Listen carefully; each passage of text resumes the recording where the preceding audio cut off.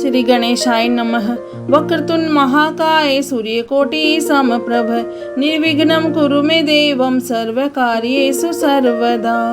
गणेश जी का नाम लेके हम श्रावण मास महात्म प्रारंभ करते हैं। हे शंकर भगवान, हे माता पार्वती, आपको कोटि कोटि प्रणाम और कोटि कोटि धन्यवाद। श्रावण मास महात्म का चौथा अध्याय प्रारंभ करते हैं। धारणा, पारणा, मासोपवास, व्रत और रुद्र व्रती व्रत वर्णन में सुगंधा का आख्यान। ईश्वर बोले, हे सनत कुमार, अब मैं धारण पारण व्रत का वर्णन करूंगा। प्रतिप्रदा के दिन से आरंभ करके सर्वप्रथम पुण्यः वाचन कराना चाहिए। इसके बाद मेरी प्रसन्नता के लिए धारण पारण व्रत का संकल्प करना चाहिए। एक दिन धारण व्रत करे और दूसरे दिन पारण व्रत करे। धारण में उपवास तथा पारण में भोजन होता है। श्रावण मास के समाप्त होने पर सबसे पहले पुण्यः वाचन कराना चाहिए। इसके बाद हे मानद आचार्य तथा अन्य ब्राह्मणों का वरण करना चाहिए। तत्पश्चात पार्वती तथा शिव की स्वर्ण निर्मित प्रतिमा को जल से भरे हुए कुंभ पर स्थापित कर रात में भक्ति पूर्वक पूजन करना चाहिए तथा पुराण श्रवण आदि के साथ रात भर जागरण करना चाहिए। प्रातः काल अग्नि स्थापन करके विधि पूर्वक होम करना चाहिए। त्र्यंबक इस मंत्र से तिल मिश्रित भात की आहुति डालनी चाहिए। उसी प्रकार शिव गायत्री मंत्र से घृत मिश्रित भात की आहुति डाले और पुनः षडाक्षर मंत्र से खीर की आहुति प्रदान करे। तदंतर पूर्णाहुति देकर होम शेष का समापन करना चाहिए। इसके बाद में ब्राह्मणों को भोजन कराना चाहिए तथा साथ ही आचार्य की पूजा करनी चाहिए। हे महाभाग, इस प्रकार से उद्यापन संपन्न करके मनुष्य ब्रह्म हत्या आदि पातकों से मुक्त हो जाता है। इसमें कोई संदेह नहीं है। अतएव इस महाव्रत को अवश्य करना चाहिए। हे मुने, अब श्रावण में मास उपवास की विधि को आदर पूर्वक सुनिए। प्रतिपदा के दिन प्रातः काल इस व्रत का संकल्प करें। स्त्री हो या पुरुष मन तथा इंद्रियों को नियंत्रित करके इस व्रत को करें। अमावस्या तिथि को लोक का कल्याण करने वाले वृषध्वज शंकर की अर्चना पूजा 16 उपचारों से करें।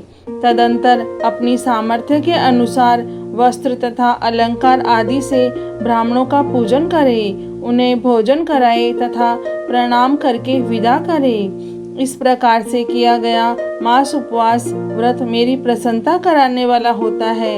हे सनत कुमार, मनुष्य को सभी सिद्धियां प्रदान करने वाले लक्ष्य संख्या परिमित रुद्रवर्ती व्रत के विधान को सावधान होकर सुनिए। अत्यंत आदर पूर्वक कपास के 11 तंतुओं से बत्तियां बनानी चाहिए।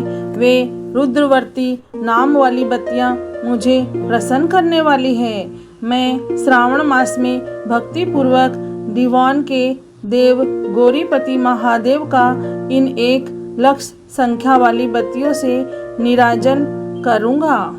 इस प्रकार श्रावण मास के प्रथम दिन विधि पूर्वक संकल्प करके महीने भर प्रतिदिन शिवजी का पूजन कर 1000 बत्तियों से निराजन करें और अंतिम दिन 71,000 बत्तियों से निराजन करें अथवा प्रतिदिन 3000 बत्तियां आदर पूर्वक अर्पण करें और अंतिम दिन 13,000 बत्तियां समर्पित करें अथवा एक ही दिन सभी 1 लाख बत्तियों को मेरे समक्ष जलाएं।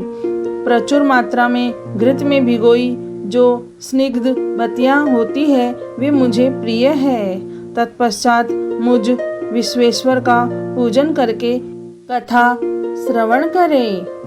हे देव, हे जगन्नाथ, हे जगदानंद कारक, कृपा करके आप मुझे इस व्रत का प्रवाह बताएं। हे प्रभु, इस व्रत को सर्वप्रथम किसने किया तथा इसके उद्यापन में क्या विधि होती है? ईश्वर बोले, हे ब्रह्मपुत्र, व्रतों में उत्तम इस रुद्रवर्ती व्रत के विषय में सावधान होकर सुनिए। यह व्रत महापुण्यप्रद, सभी उपद्रवों का नाश करने वाला है, प्रीति तथा सौभाग्य देने वाला है, पुत्र पौत्र समृद्धि प्रदान करने वाला है, व्रत करने वाले के प्रति शंकर जी की प्रीति उत्पन्न करने वाला तथा परम पद शिवलोक को देने वाला है। तीनों लोकों में इस रुद्रवर्ती के समान कोई उत्तम व्रत नहीं है। इस संबंध में लोग यह प्राचीन दृष्टांत देते हैं। शिप्रा नदी के रम्य तट पर उज्जैनी नामक सुंदर नगरी थी। उस नगरी में सुगंधा नामक एक परम सुंदरी वीरांगना थी। उसने अपने साथ संसर्ग के लिए अत्यंत दुस्सह शुल्क निश्चित किया था। 100 स्वर्ण मुद्रा देकर संसर्ग करने की शर्त रखी थी। उस सुगंधा ने युवकों और ब्राह्मणों को भ्रष्ट कर दिया था। उसने राजाओं तथा राजकुमारों को नग्न करके उनके आभूषण आदि लेकर उनका बहुत तिरस्कार किया था। इस प्रकार उस सुगंधा ने बहुत लोगों को लूटा था। उसके शरीर की सुगंध से कोस भर का स्थान सुगंधित रहता था। वह पृथ्वी तल पर रूप लावण्य और कांति की मानो निवास स्थली थी। वह 6 रागों और 36 रागनियों के गायन में तथा उनके अन्य बहुत से भेदों की भी गान क्रिया में अत्यंत कुशल थी। वह नृत्य में रंभा आदि देवांगनों को भी तिरस्कृत कर देती थी और अपने एक एक पग पर अपनी गति से हाथियों तथा हंसों का उपहास करती थी। किसी दिन वह सुगंधा कटाक्षों तथा बोह चालान के द्वारा काम बाणों को छोड़ती हुई क्रीड़ा करने के विचार से क्षिप्रा नदी के तट पर गई। उसने ऋषियों के द्वारा सेवित मनोरम नदी को देखा। वहाँ कई विप्र ध्यान में लगे हुए थे तथा कई जप में लीन थे, कई शिवार्चन में रत थे तथा कई विष्णु के पूजन में तल्लीन थे। हे महामुने, उसने उन ऋषियों के बीच विराजमान मुनि वशिष्ठ को देखा। उनके दर्शन के प्रभाव से उसकी बुद्धि धर्म में प्रवृत्त हो गई। जीवन तथा विशेष रूप से विषयों से उसकी विरक्ति हो गई। वह अपना सिर झुकाकर बार बार मुनि को प्रणाम करके अपने पाँव की निवृत्ति के लिए मुनि श्रेष्ठ वशिष्ठ जी से कहने लगी। सुगंधा बोली, हे अनाथनाथ, हे विपेंद्र, हे सर्व विद्या विशारद, हे योगीश, मैंने बहुत से पाप किए हैं। अतः हे प्रभु, उन समस्त पापों के नाश के लिए मुझे उपाय बताइए। ईश्वर बोले, हे सनत कुमार, उस सुगंधा के इस प्रकार कहने पर वे दीन वत्सल मुनि वशिष्ठ अपनी ज्ञान दृष्टि से उसके कर्मों को जानकर आदर पूर्वक कहने लगे। वशिष्ठ जी बोले, तुम सावधान होकर सुनो। जिस पुण्य से तुम्हारे पाप का पूर्ण रूप से नाश हो जाएगा, वह सब मैं तुमसे अब कह रहा हूँ। हे भद्रे, तीनों लोकों में विख्यात वाराणसी में जाओ। वहां जाकर तीनों लोकों में दुर्लभ महान पुण्य देने वाले तथा शिव के लिए अत्यंत प्रीतिकर रुद्रवर्ती नामक व्रत को उस क्षेत्र में करो। हे भद्रे, इस व्रत को कर के तुम परम गति प्राप्त करोगी। ईश्वर बोले, तब उसने अपना धन लेकर सेवक तथा मित्र सहित काशी में जाकर वशिष्ठ के द्वारा बताए गए विधान के अनुसार व्रत किया। इस प्रकार उस व्रत के प्रभाव से वह सशरीर उस शिवलिंग में विलीन हो गई। हे सनत कुमार, इस प्रकार जो स्त्री इस परम दुर्लभ व्रत को करती है, वह जिस जिस अभीष्ट पदार्थ की इच्छा करती है उसे निसंदेह प्राप्त करती है। हे सुव्रत, अब आप माणिक्य वर्तियों का महात्म सुनिए।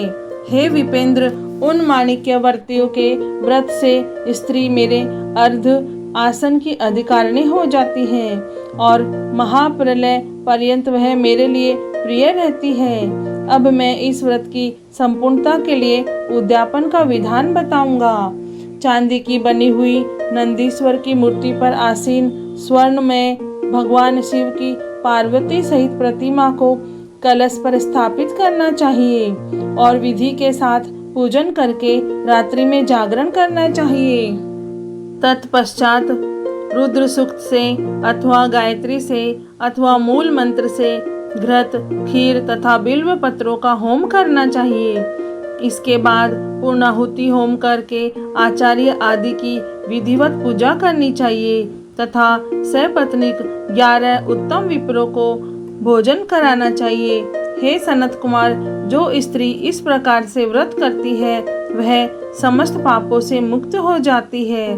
तत्पश्चात विधान पूर्वक कथा सुनकर स्थापित की गई समस्त सामग्री ब्राह्मण को दे देनी चाहिए। इससे निश्चित रूप से 1000 अश्वमेघ यज्ञों का फल प्राप्त होता है। इस प्रकार श्री स्कंद पुराण में श्रावण मास महात्म का 4था अध्याय पूर्ण हुआ। ओम नमः शिवाय। हे भोलेनाथ, हे शिव शंभु, हे माता पार्वती, आपको कोटि कोटि प्रणाम और कोटि कोटि धन्यवाद। ओम नमः शिवाय।